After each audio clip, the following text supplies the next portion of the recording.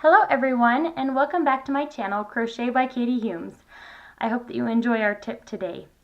Today what we are going to be learning about is how to make a chain. So just a regular chain, and in the patterns that you read, or if you watch a video on how to make something, they will usually say we're going to begin by making a foundation chain. This is what they are talking about when they say that. So this is a chain or a foundation chain. You could also make a necklace out of this or a bracelet, anything simple like that. So let's get started. I'm using the same purple yarn that I used for the slip knot video, and this is the same hook as well, a 5mm crochet hook. But again, just as in the slip knot video, you can use any yarn you have. You can use bulky yarn, you can use a smaller ply. So this is a medium weight 4-ply yarn, and it's just Red Heart. And again, I do not know the color, I'm sorry, this is just some leftover scrap yarn, and I took the little paper off that has the exact yarn that it is. But when you're making a chain, a foundation chain, it's important to just use whatever yarn that the pattern calls for. So right now we're just doing a foundation chain and we don't really have anything in mind. But if you were making like amigurumi, then you would probably be using a smaller weight yarn, and you would probably be using a much smaller hook. I usually use a hook size of 2 to 3mm for amigurumi. And for like baby clothes, this would be the correct size. Alright, so we're going to begin by making your slip knot, and if you need to see this slower, I have a much slower video for the beginner. So you just make a little slip knot, and then you go ahead and insert your hook into that slip knot. Once you have your slip knot on your hook, mine is already pretty tight, but you can tighten it a little bit if it feels loose. Then to make a chain, you're going to hold this tail. This is what I like to do. You don't have to do it exactly like me.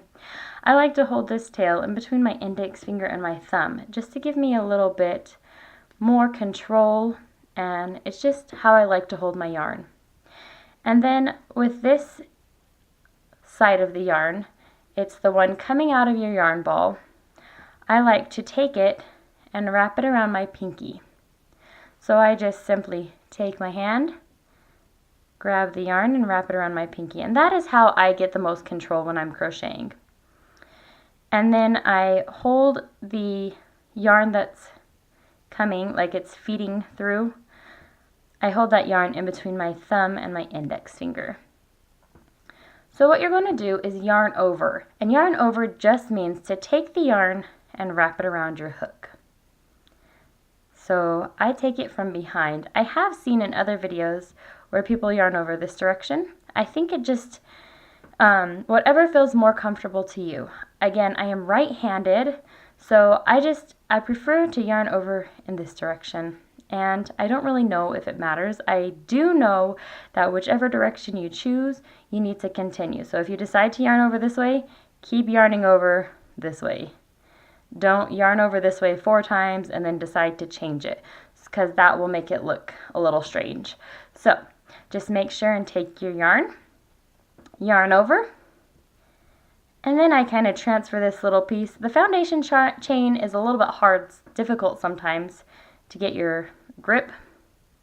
So yarn over and switch over to hold that, and then with your hand that's not holding the yarn, go ahead and pull it gently through, and make sure and grab that second loop, that loop over there. Make sure and pull that right through your first. And that is your very first chain. I'm going to show you that again. So you go ahead and yarn over, grab this over here to keep it, I just like to do that to keep it nice and even. It helps keep my stitches even. Okay, and so let's pretend you needed a foundation chain of let's say 20. Let's say your pattern called for 20. So far you have 3. You have done 1, 2, 3. So you would keep going. 4, 5, 6, 7, 8, 9, 10, 11, 12, 13, 14, 15, 16, 17, 18, 19, 20. And as you can see, I just simply keep that yarn, it just kind of slides freely on my pinky. So if that's a fairly small foundation chain, but that would be, you have your 20. And let's pretend you lost count. So all you have to do is kind of pull your hook out, and you can go back and count your chains. 1, 2, 3, 4. Each chain makes a V.